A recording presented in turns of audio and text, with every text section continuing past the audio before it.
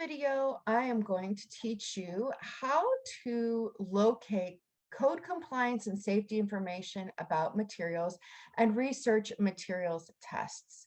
So as you can see here, I'm on the Material Bank website and I'm logged in, and I want to get some information about window treatments today. And this website is really helpful for allowing us to search for that information. And so I'm going to go over to products and select window treatments. I'm going to just narrow this search to roller shades just because that's my preference. But of course, we can go through this process with any type. Now I'm going to filter my search over here by hitting this plus sign and selecting commercial use. Now, we there are some residential situations in which we need to comply with certain codes, but I like to search by commercial because that means that even if we apply this to a residential project, the users will be protected that extra level as if they were in a commercial environment. And also products that are used for commercial applications tend to have more vigorous testing procedures, so that's why I'm narrowing that search here. Now I'm going to go ahead and look at this option over here. You can see here when I hover over it, some information or quick specification information is tagged on that image. And so you can see there's some detailed information about the product itself right here. But if I expand this plus sign, there's some more details and downloads, but there's not specific information about each product. So I'm going to click on one of the colors here, and you can see there's a beautiful zoomed in image of it. And when I expand the product information here, now you can start to see really detailed information about the product itself.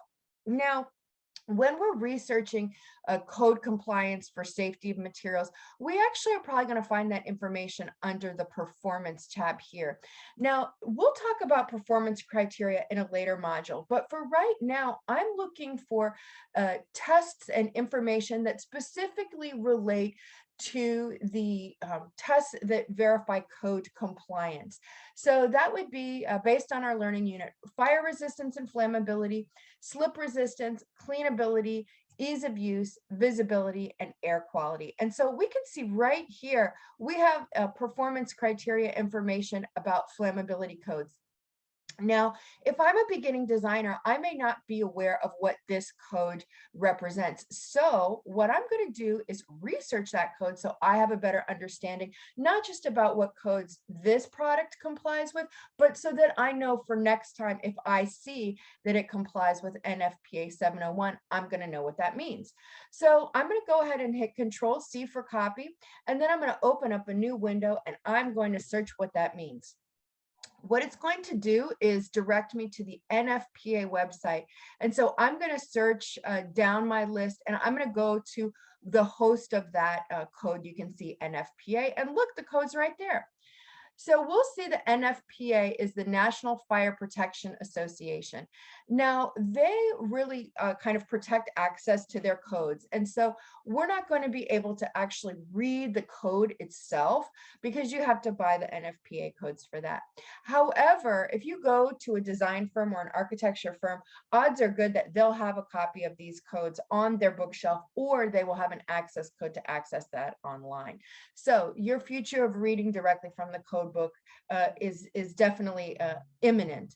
But for now, if we search it, we can actually just get basic information about the code itself.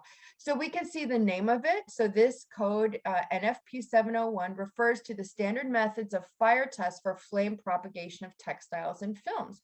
And so that means to us that this is going to be talking about flame spread on textiles. So you can see here, there's a little bit more information.